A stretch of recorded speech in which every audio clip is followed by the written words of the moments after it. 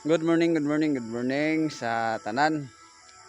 Happy Sunday sa tanan. So karon ang panahon nga dili gid na to kalimtan nga panahon ron sa ato ang panagsimba sa atong buhing. So happy Sunday sa tanan. Ug para sa mga tatay, happy Father's Day sa inyong tanan. Saludo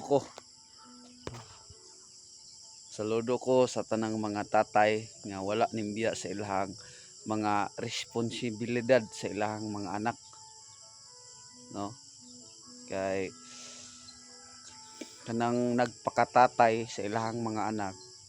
God bless sa inyo ha, mga sir.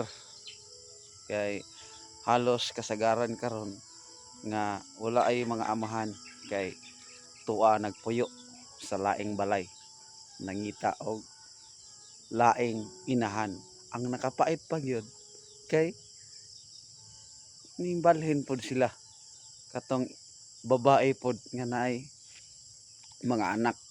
Unay nakapait diya. Ang ilang gibuhi hinoon dili ilahang kaugalingong anak.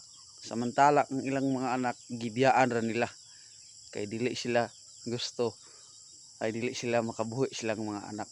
Pero ang kaliki sa amahan nga mobuhi og dili iyang anak mo nay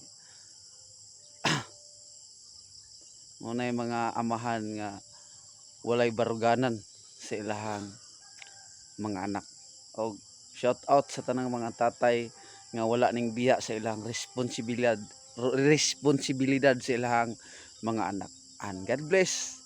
Padayon ra gyapon ta magbinutan diri sa kalibutan kay ubanan pa nato og pag-alagad sa Ginoo kay ugma damlag mawala na ta ani sa kalibutan. Dios nato makaplagan, ang Dios nato mauban tungod kay giubanan nato sa pag-alagad ug paghigugma sa buhay ng Dios. Kana lang.